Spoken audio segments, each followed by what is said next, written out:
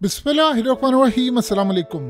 इस वक्त शदीद तर लड़ाई शुरू हो चुकी है। रूस ने इस वक्त अपने फाइटर जेट्स के जरिए शदीद बमबारी शुरू कर दी है और बड़े पैमाने पर उन्होंने बागियों को कुचल दिया है। अब जब बागियों को कुचला है तो उसके बाद सीन ये हुआ है कि जो फौजें रवाना की गई थी, जो कमांडोज, चाहे वो ईरान के हों चाहे वो शाम के अंदर हो, उन्होंने काम ये किया है कि जो जो इलाके रूस तबाह कर रहा है, यानी जहाँ पर ये दहशतगर्दी हो रही है या ये बागी आगे हैं, तो उन इलाकों में वो पूरी तरह जाकर कैप्चर कर रहे हैं और उसको टेक ओवर कर रहे हैं। अब ये मामला यहाँ नहीं रुकता।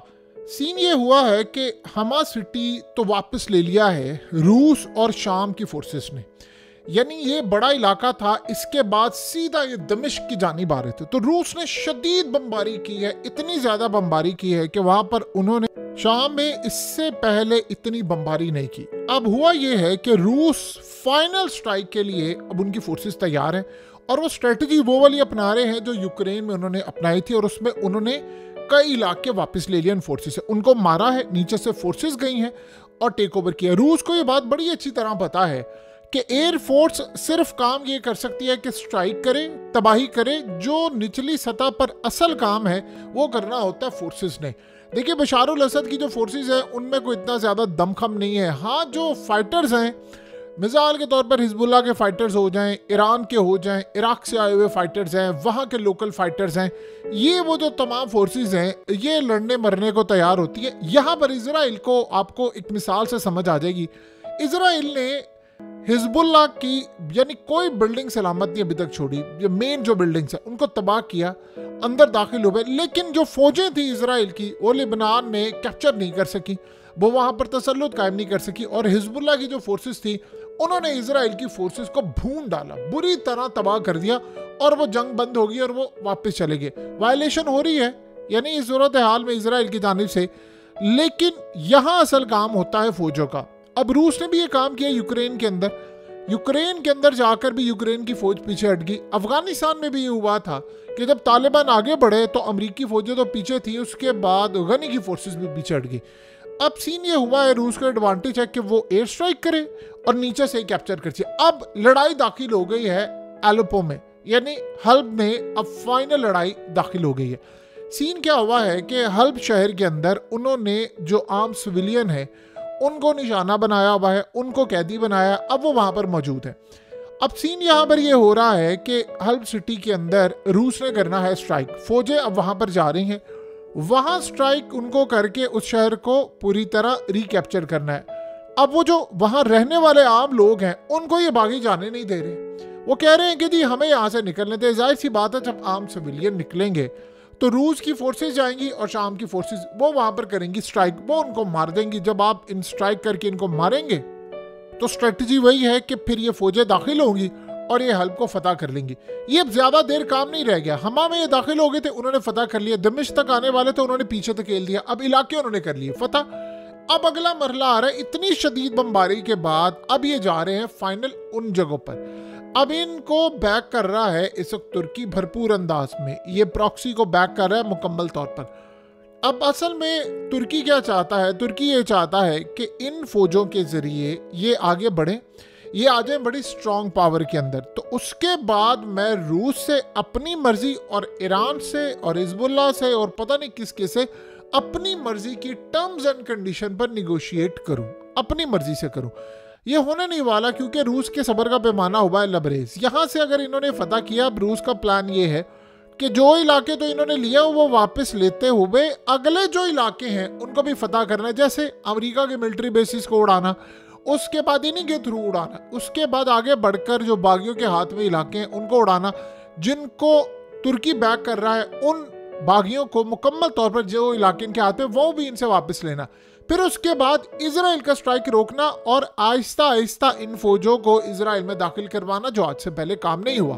तो ये यहाँ पर जो लड़ाई हुई है, देखिए कभी कभार होता ये है कि आपको अंदाज़ा नहीं होता कि आपको बज़ाहिर लगता है कि आपके यहाँ से चीज़ें चली गई हैं, लेकिन बहुत सारी जो लड़ाइयाँ होती हैं वो आपके हक में बड़ी बेहतर हो जाती है। ये यहाँ से जब जीत रहे हैं, इसका अल्टीमेटली जो नुकसान होने वाला है वो इजराइल को और तुर्की को होने वाला है। देखिए, तुर्की ने एंड के ऊपर जाहिर सी बात है ईरान डेलीगेशन वो भेजेंगे, सुलह करें, मुकमका करें। तुर्की ने इनके ऊपर जब देखना है कि हालात हमारे कंट्रोल से बाहर हो गए हैं तो वो जाहिर सी बात है घुटनों को हाथ लगाएंगे, और जो अब लगने वाले हैं उनके, और वो उन्होंने ये मामला देख लिया है। क्योंकि अर्दोगान की स्ट्रेटजी कोई है नहीं, वो कामयाब हो नहीं सकता। ना अवाम की सपोर्ट उसके साथ है, ना इस वक्त वहाँ पर फोर्सेस की सपोर्ट साथ है, और जो उनकी तुर्की की अपनी फोर्सेस है उनको लड़ने के लिए गजा में भेजा नहीं है, तो वहाँ पर एक गुस्सा पहले ही है। सो ये ज़्यादा देर तक आप प्रॉक्सी को स्टैंड नहीं कर सकते, क्योंकि इन जगहों पर याद रखिएगा ईरान ने इन्वेस्ट किया, खाली पैसा नहीं किया, लोग इन्वेस्ट किए हैं, टेक्नोलॉजी इन्वेस्ट की है, ताकत इन्वेस्ट की है, पैसा किया है, अपनी मेहनत इन्वेस्ट किया, अपने लोग मरवाए हैं। इतने ज़्यादा वहाँ पर ईरानियों को मारा गया है जिसकी इंतहा नहीं है। इन इलाकों पर होल के उनके जर्नैलों को मारा गया है, उनकी एम्बेसीज को इजराइल ने उड़ाया है, तो वो अब पीछे नहीं हटने वाले। अब ईरान ने और रूस ने फैसला ये किया है कि अब खाली वो इलाके वापस नहीं लेने, अब आगे भी बढ़ना है। तो तुर्की आप देखिएगा घुटनों में गिरेगा, और वो ज़्यादा उसके लहजे से पता चल रहा है कि चीज़ें किस लेवल पर है। क्योंकि 2-3 दिन पहले तक तो ये दमिश्क तक जा रहे थे, और उसके बाद अब चीज़ें मुकम्मल तौर पर रिवर्स होती हुई नज़र आ रही हैं। बहरहाल अब असल लड़ाई है हल्ब में, वहां पर ये पहुंच रहे हैं, और वहां पर इन्होंने मुकम्मल तौर पर, अब ये असल सिलसिला है कि वहां पर ये सिविलियन को जाने नहीं दे रहे। वो वहां से निकले, वो कह रहे हैं जी हमें सेफ पैसेज है और जाए। अगर वो निकल गए तो फिर जाहिर सी बात है इनको तबाही का सामना करना पड़ेगा। ये असल में इस वक्त की सूरत हाल है। अब अगला मरहला जो आता है वो इसराइल के लिए बड़ा खतरनाक है। इसराइल इस सारी सूरत हाल को देख रहा है कि रूस शदीद, आपको पता है कि कल पुतिन ने क्या बात की, उसने ये तुर्की को मुखातिब करते हुए कहा है, बड़ा क्लियर पैगाम दिया है कि इसको एंड करना मैंने, और मैंने ज़्यादा देर नहीं रखना इसको, जल्द, यानी वो प्लान ये कर रहे हैं कि 2-4 दिन में इसको बस एंड करो, मुकम्मल तौर पर इसका जवाया करो और आगे बढ़ो, और मैंने यूक्रेन की जानी मामला लेकर जाना है। उधर से आप ये देखिए 20 जनवरी भी करीब आ रही है। सो इस सूरत हाल के अंदर अब रूस ने कर दी है शदीद स्ट्राइक और बमबारी यहाँ पर, और इतनी बमबारी की है कि जितने यहाँ पर ये बने हुए थे बड़े फाइटर जंगजू हम आ रहे हैं, इनका हो गया सफाया। देखिए सबसे बड़ी बात यह है कि इनके हाथ बहुत सारी चीज़ें आई हैं, टैंक्स आए हैं, एयरपोर्ट्स आए हैं। ये याद रखिएगा शहर आज है कल नहीं है, आज किसी के पास है कल किसी के पास है। सिर्फ 2-3 जगहों पर जाकर इनको स्ट्राइक करना है। फोर्सेस ने, जो फोर्सेस इनसे लड़ने के लिए आ रही हैं वो बशारुल असद के साथ, उनकी फोर्सेस के साथ मिलकर लड़ रही है, लेकिन उनका लेवल नहीं है। अब बाहर से जो फोर्सेस आ रही हैं खास तौर पर वो बड़े एम के साथ आ रही हैं। सो वो आगे बढ़ते जा रहे हैं। उन्होंने स्ट्राइक किया है। रूस का असल में जो स्ट्राइक है कि जी हम शाम की फोर्सेस के साथ, एयरफोर्स के साथ मिलकर करें, ये तो सिर्फ दिखावा। असल स्ट्राइक तो रूस खुद कर रहा है। शाम की एयरफोर्स की इतनी औकात ही नहीं है, अगर इतनी औकात होते तो वो आज की मामला करते। सो इस सूरत हाल में जो अगला मरहला ये है कि अब जो ईरान की फोर्सेस हैं उनको कल ईरान ने ऑफिशियली ऐलान किया है कि हमारी फ़ौज अब दाखिल होने वाली है।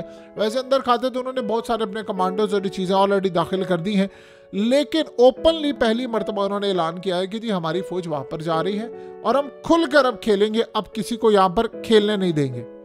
रूस अब क्या काम कर रहा है, रूस यहाँ पर स्ट्राइक करने के लिए कुछ नए स्ट्राइक अब टेस्ट कर रहा है, मिसाइल और ये ग्लाइड बॉम्ब्स और ये तमाम चीज़ें। और उनको ये अंदाज़ा हो रहा है कि अगर हम ये जाकर, देखिए यूक्रेन में उन्होंने काफ़ी सारी चीज़ें टेस्ट की थी, अब यूक्रेन से ये जंग निकल कर यहाँ पर आई है। अब बहुत सारी जगहों का स्ट्राइक करने के लिए रूस के पास कोई यानी मुश्किल मरहला नहीं है। वो पानियों से भी स्ट्राइक करते हैं, उनके पास करने के लिए और बहुत ज़्यादा चीज़ें हैं। सो वो एक्यूरेटली जो अपने टारगेट्स कर रहे हैं, वो असल पैगाम जा रहा है इसराइल को कि ये एग्रेसिव होकर लड़े। आपको पता है कि इसराइल ने काफ़ी देर पहले, यानी आज से तकरीबन 15-20 दिन पहले की बात है, नेतन्याहू ने पैगाम दिया था कि बशारुल असद आग से खेल रहा है। बड़ा क्लियर पैगाम था। बशारुल असद अब ये चाह रहा है कि जब ईरान के साथ हम मिलकर इस मामले को आगे लेकर जाएं तो अब हम वापस वो इलाके भी लें जो 1967 में हमारे हाथ से निकल गए थे। अब उसमें स्ट्रेटजी क्या होगी? स्ट्रेटजी होगी बड़ी क्लियर। रूस खुद हमला नहीं करेगा इसराइल पर, प्लान उसका ये बना हुआ है। रूस असल में, ईरान भी ये चाह रहा है कि हम अब इस स्ट्रेटजी के साथ चलें कि बशारुल असद की जो एयर फोर्स है, ये सारे इलाके हम वापस एक दफ़ा कैप्चर करें तो जाहिर सी बात है एक धाक बैठ जाएगी कि भाई वो पूरे के पूरे हमले नाकाम हो गए, हमने फतह कर लिया।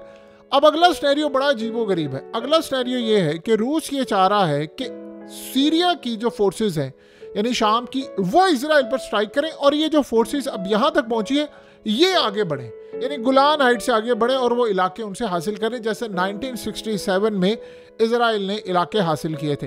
प्लान यहाँ रुकने नहीं वाला। हकीकत टीवी ऑलरेडी आपको ये बता चुका है ये बात याद रखिएगा, एक दफ़ा ये फाइटर्स यहाँ पर आ गए हैं, ये यहाँ नहीं रुकने वाले हैं, ये जाएंगे, अब तुर्की तक भी जाएंगे और ये आगे तक भी जाएंगे, क्योंकि इसराइल ने अब इस अपॉर्चुनिटी को ज़ाया होते जब देखेगा तो वो जाहिर सी बात है सबसे पहले तो फ़ोन घुमाएगा और पुतिन से बात करेगा कि भाई ये सूरत हाल में आप पीछे हट जाए, इनको फलाना रोके और स्ट्राइक करने के लिए आगे आएंगे। इस सारे मामले पर एक बड़ी डेवलपमेंट ये हो रही है कि अब रूस अपने जो एडवांस डिफेंस सिस्टम है उनको यूक्रेन वाली साइड पर मॉस्को में तो इस्तेमाल करे, कुछ वो यहाँ पर भी लगाने जा रहे हैं, ताकि उनका प्लान है कि इजराइल जो स्ट्राइक करे तो उसको हम ऑलरेडी गिराएं। वैसे तो रूस के यहाँ पर लगे हुए हैं, लेकिन कुछ उन्होंने बहुत सारी अपनी तवज्जो थी वो यूक्रेन पर लगा ली थी। सो खेल अब दिलचस्प मरहले में दाखिल है। एलेपो में अब फोर्सेस दाखिल हो गई हैं और यानी वो इन एरियाज में रवाना हो गई हैं। अब वहाँ पर अगला मरहला देखने वाला होगा।